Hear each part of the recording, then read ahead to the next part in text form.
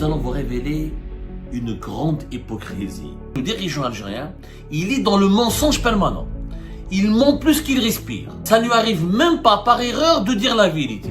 Il ne croit même pas à la vérité. Il n'y a que la vérité de ses intérêts qui compte. Cette grande hypocrisie. La mythomanie est au plus haut sommet de l'État algérien. Même quand la réalité, elle est là implacable, il continue de mentir. Le visage de cette hypocrisie s'appelle Mohamed Erkeb, le plus vieux des ministres du régime Tebboune. C'est un hypocrite d'une dimension galactique. C'est un extraterrestre de l'hypocrisie. Auprès des cadres de ses propres ministères, de son propre ministère, de ses collaborateurs les plus proches, qu'est-ce qu'il leur dit? Sur le projet de Garage Billet. Garage Billet, c'est le projet qui tient à cœur Abdelmadjid Tebboune. C'est le seul projet qui a été proposé par Abdelmadjid Tebboune. Il leur dit ceci: ce projet ne verra jamais le jour. Pire encore, il dit à ses collaborateurs et à ses proches: Tebboune me met la pression, Tebboune me fait chier, Tebboune me harcèle pour qu'à chaque fois j'essaie de lui donner ou de lui délivrer une réponse concernant ce projet-là, alors qu'il sait que ce méga projet, il n'est pas rentable, il ne sera jamais rentable, il n'a jamais été rentable, et que ce projet risque de ne jamais être réalisé. Je suis obligé d'être hypocrite avec lui, je suis obligé de le gérer, je suis obligé de lui cacher la vérité. Nous allons vous révéler une grande hypocrisie, ou plutôt nous allons vous révéler la maladie qui mine profondément le fonctionnement du régime algérien à cause de l'immoralité et du manque de sincérité et d'un trait caractéristique qui distingue les dirigeants algériens de tous les autres dirigeants du monde. Dans la politique, il faut toujours mentir, mais à quelques doses. En politique, il faut toujours être hypocrite, mais avec quelques doses. En politique, il faut toujours tricher, mais avec quelques doses. Sauf qu'en Algérie, le dirigeant algérien, il est dans le mensonge permanent. Il ment plus qu'il respire. Ça ne lui arrive même pas par erreur de dire la vérité. Il ne croit même pas à la vérité. Il ne veut même pas concevoir qu'une vérité puisse exister. Il n'y a que la vérité de ses intérêts qui compte. Cette grande hypocrisie qui caractérise les dirigeants algériens, notamment les dirigeants du régime Tebboune, qui n'ont jamais été aussi mythomanes. La mythomanie est au plus haut sommet de l'État algérien. Auparavant, il y avait de la mythomanie, de la propagande, du mensonge. Le régime algérien, depuis l'indépendance du pays, n'a jamais été un État exemplaire comme la Suisse, comme la Suède, comme la Norvège ou comme les pays les plus avancés de la planète. On n'a jamais été une démocratie exemplaire ou une démocratie parfaite ou perfectible. J'en conviens. Mais depuis 2021, 2022, nous avons sombré dans la mythomanie. Les dirigeants du régime Tebboune mentent tout le temps. Et non seulement ils essayent de mentir tout le temps, plus le mensonge est gros, plus il est vrai, mais ils font tout pour entretenir, pour entériner ce mensonge et pour l'élever au rang d'une vérité absolue. Et ils vont jamais dire qu'on a menti, ou là on s'excuse, ou on s'est trompé, même quand leurs mensonges aboutissent à des situations compliquées pour le pays, ou catastrophique. Ah non, c'est pas notre faute, c'est de la faute des forces étrangères, de lobbies étrangers, des opposants. Ah non, c'est pas vrai. Même quand la réalité, elle est là implacable, il continue de mentir, il continue d'être hypocrite. Le visage de cette hypocrisie s'appelle Mohamed Erkeb, le plus vieux des ministres du régime Tebboune. Mohamed Erkeb est ministre depuis 2019 à 2020, avant même l'arrivée d'Abdelmadjid Tebboune au pouvoir, avant même l'instauration du régime Tebboune. Il était de 2020 jusqu'à aujourd'hui plusieurs fois ministre de l'énergie ou d'un département qui ressemble au ministère de l'énergie qui est déguisé. Depuis le septembre 2025, il dirige le ministère des hydrocarbures et des mines. Auparavant, de 2021 à 2025, il a dirigé à la fois le ministère de l'énergie, des énergies renouvelables et des mines, ensuite que les mines et pas l'énergie. Il a dirigé à plusieurs reprises un ministère qui a changé chaque année.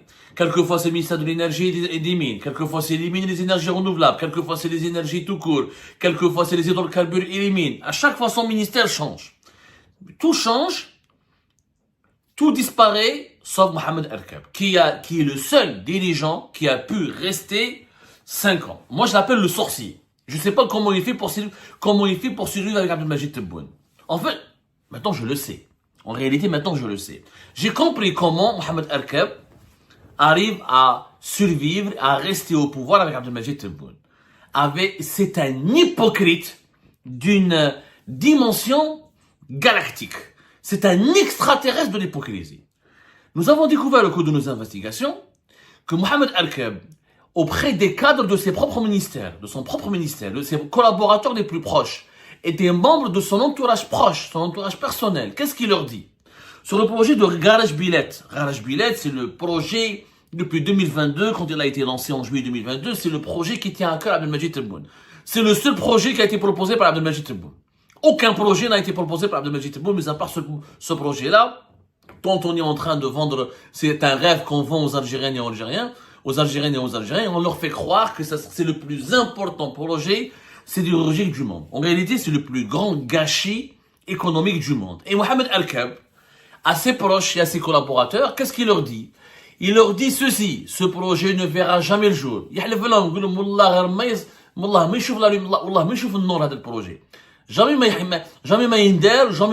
ce projet ne verra jamais le jour, ne verra jamais la lumière et ne sera jamais réalisé. Pire encore, il dit à ses collaborateurs et à ses proches: Tebboune me met la pression, Tebboune me fait chier, Tebboune me harcèle, Tebboune me persécute, pour qu'à chaque fois j'essaie de lui donner ou de lui délivrer une réponse concernant ce projet-là, alors qu'il sait que ce méga projet, il n'est pas rentable, il sera jamais rentable, il n'a jamais été rentable, il ne le sera pas, et que ce projet risque de ne jamais être réalisé, mais je suis obligé de lui mentir, je suis obligé d'être hypocrite avec lui, je suis obligé de le gérer, je suis obligé de lui cacher la vérité.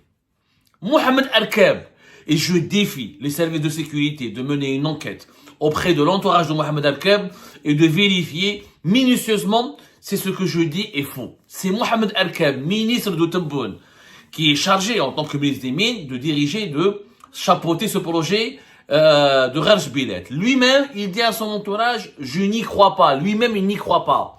Lui-même, il avoue qu'il ne sera jamais réalisé. Lui-même, il avoue qu'il ne sera jamais rentable. Lui-même, il avoue qu'il ne verra jamais le jour. Lui-même, il avoue qu'il ment à Tebboune, qu'il est hypocrite avec lui, qu'il le gère, qu'il essaie de le calmer et de lui faire croire que ça avance, alors qu'en réalité, ce projet n'avance pas. Ce projet n'avance pas. D'ailleurs, force est de constater que Mohamed Al-Kab n'a pas menti, on le dit depuis le début. Il n'y a pas un document, une étude de rentabilité de ce projet. Même pas. Il n'y a même pas une étude de faisabilité. C'est un projet qui a été lancé en 2022, qui consiste, effectivement, nous avons des réserves importantes à Garage Billet. Nous avons 3,5 milliards de tonnes de réserves, 1,7 milliard de tonnes. Il est présenté comme parmi les plus importantes mines de fer dans le monde, peut-être parmi les 3 plus grands gisements dans le monde.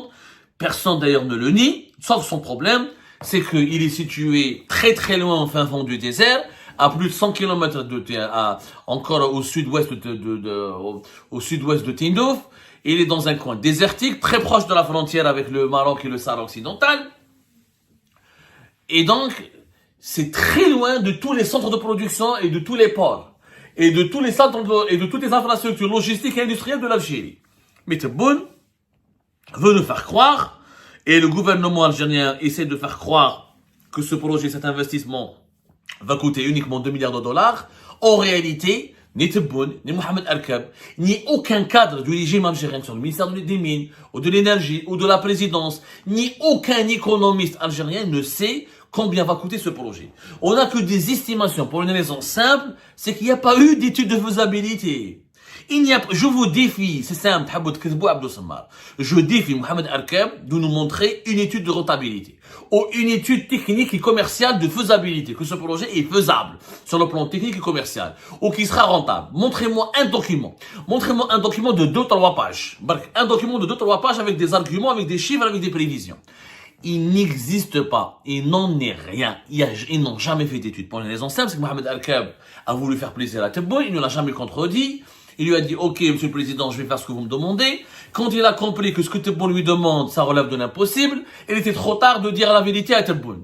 Et comme Mohamed Al-Kab, ça n'intéresse pas l'Algérie, ça n'intéresse pas l'intérêt général de l'Algérie, ça n'intéresse pas l'argent du trésor public, ni l'argent des caisses de l'État ou des caisses du pays, tout ce qui l'intéresse, c'est de rester le plus longtemps au pouvoir. Comme il sait que Tebboune, il a compris, malin et manipulateur qu'il est, que pour rester à côté de Tebboune, il faut lui dire que tout ce qui est positif, que les vérités qu'il veut, que son oreille est prête à entendre, que son oreille est prête à accepter. C'est-à-dire que tout ce qui va bien, et comme il veut pas comprendre que ses certitudes ont été une grossière erreur, donc Mohamed Al-Kab ment. Il est hypocrite avec son entourage et ses proches. Il dit que c'est pas vrai. Tebboune, j'en ai marre de ce projet, je travaille trop là-dessus, je sais pas comment faire, je suis obligé de mentir, d'être hypocrite avec Tebboune et ce projet ne verra jamais le jour. Il a raison, il ne verra jamais le jour pour une raison que nous avons expliquée. C'est qu'il va coûter au-delà de 20 milliards. Et quand on comptabilise le coût total de ce projet, ça risque de nous coûter 30 milliards. Il faudra extraire ce fer depuis Garage Bilet. Le train lui-même, rien que le train Bchar Tindouf va nous coûter 6 milliards de dollars. Il faudra 2 milliards de dollars, voire 3 milliards de dollars entre les unités de transformation et de production. À cela, il faudra rajouter le coût de ce fer. Le Garage Bilet, il est pollué. Pollué, c'est-à-dire il a un taux de phosphore très élevé. Il n'est pas propre, il n'est pas utile pour l'usage industriel. Il n'est pas adapté à l'usage industriel. C'est-à-dire ce n'est pas un fer qui est pur, il faut le purifier, il faut le nettoyer de son phosphore, et ça va nous coûter au moins 1 milliard de dollars. Donc rien qu'en son transport, et son nettoyage, sa purification, ou sa purification, plus sa transformation, sa récupération, va nous coûter plus de 10 milliards de dollars. Rien que cela. À cela, il faut ajouter aussi les coûts de la logistique, les coûts de l'énergie. Il faudra ramener le coût de l'eau. On va utiliser beaucoup d'eau pour exploiter ce projet-là. Il faudra du gaz et de l'énergie pour faire fonctionner les trains, pour faire fonctionner les unités de production à Bchar ou à Tindouf, etc. et en transformation. La totalité, c'est au bas mot 20 milliards de dollars. Si ce n'est pas plus. Si ce n'est pas plus, parce que on va gaspiller notre gaz, on va gaspiller notre eau, on va faire un train qui sera jamais utile, parce c'est des régions sous-peuplées, qui n'ont pas une grande fréquentation touristique. On n'a pas besoin de faire un train en plein désert. De l'avion, avec des petits avions, ça suffit largement. Et les trains, il faudra acheter des locomotives, il faut entretenir le rail, il faut faire face aux défis climatiques, etc. Ça va nous coûter une vingtaine de milliards de dollars. À long terme, ça peut nous coûter jusqu'à 30 milliards de dollars pour une exportation qui ne dépassera même pas 1 milliard de dollars par an. Le fer que nous allons exploiter, le fer que nous allons exporter ne coûte pas très cher sur le marché mondial. C'est pas du gaz, il n'est pas aussi stratégique que le gaz, il n'est pas aussi stratégique que le phosphate, c'est pas du diamant, c'est pas de l'or, c'est pas du pétrole, c'est du fer. Le fer a des prix qui sont tirés vers le bas et c'est pas un matériau extrêmement prestigieux. Surtout qu'avec les mutations technologiques et les mutations climatiques et les nouvelles façons de construire, etc., le monde et dans les nouvelles façons de construire des villes à travers le monde pour faire face aux défis climatiques, au réchauffement climatique, on risque d'avoir un minerai de fer sera pas le même minerai, ou ça sera un minerai mêlé à d'autres minerais, l'usage du fer va changer, va être révolutionné. Donc, il n'y a aucune étude qui démontre que ce projet est rentable. Il n'y en a pas. Vu l'argent que nous allons dépenser, il aurait été encore une fois plus utile de faire des centrales solaires, d'investir dans les énergies renouvelables, ou d'investir dans le tourisme, ou dans l'agriculture saharienne, que de faire ce projet-là qui n'a pas de sens, qui n'a ni sens, ni queue, ni tête. On le dit, on ne cesse de le dire et de le répéter. Mais Abdelmajid Tebboune ne veut pas le comprendre. Pourquoi? Parce qu'il a un Mohamed Al-Kab qui lui ment, qui le manipule, qui est hypocrite avec lui, qui n'essaie pas. Un bon ministre, c'est celui qui veut du bien à son président. Un vrai ministre, c'est celui qui veut du bien à son président, qui essaie de l'orienter, qui travaille d'arrache-pied pour lui permettre d'avoir un bon bilan, un bilan positif, qui lutterait pour que son pays, l'intérêt général de son pays soit préservé, pour que son pays se développe. Des milliards. C'est des milliards. 10 milliards, يا جماعة. 10 milliards, يا جماعة. 10 milliards, راح يروحونا باطل. Je dis bien باطل.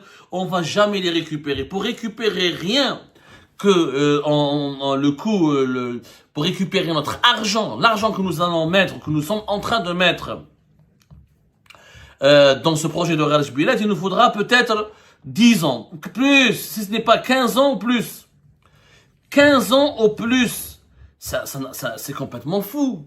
C'est une perte totale. Un projet qui sera même pas rentable dans 10 ans. Et même dans 10 ans, on sera obligé de dépenser, de perdre de l'argent. Parce qu'on doit de l'eau alors qu'on manque d'eau. On va utiliser du gaz alors qu'on va manquer de gaz. On a besoin d'exporter du gaz. On a d'utiliser le gaz autrement. Et il faudra entretenir les infrastructures de transport qui seront jamais rentables. Et il faudra entretenir ces usines qui seront jamais rentables.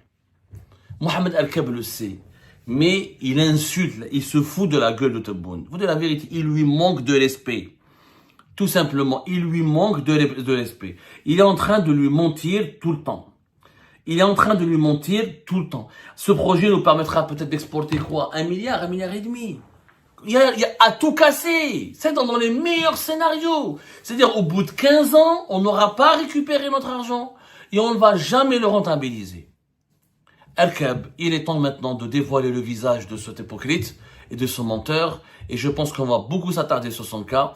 D'ici demain, on vous parlera encore de ses connexions avec les entreprises chinoises et les compagnies chinoises et de ces mensonges dangereux, comment il essaie de manipuler Abdelmajid Tebboune pour lui faire accepter, pour lui obtenir de sa part son feu vert afin de lancer que des marchés de gré à gré pour faire profiter, pour impliquer ou pour faire profiter, pour que ces marchés profitent directement à ses amis et partenaires chinois et pour offrir des marchés juteux à des sociétés chinoises qui lui sont recommandées avec lesquelles il a des intérêts personnels. Et ben voilà les amis, c'est la fin de cette vidéo. Je vous remercie comme d'habitude pour avoir suivi jusqu'à la fin. N'oubliez pas de nous laisser vos commentaires et vos réactions sur cette vidéo et de vous abonner à la chaîne si vous n'êtes pas encore abonné. Donc voilà, ça fait vraiment plaisir de voir vos commentaires et vos réactions et vos discussions sur la section des commentaires. C'est très intéressant et je vous prie toujours de garder le respect et un petit peu la bonne ambiance pour tout le monde. Donc voilà, merci beaucoup et à la prochaine dans une nouvelle vidéo. Au revoir.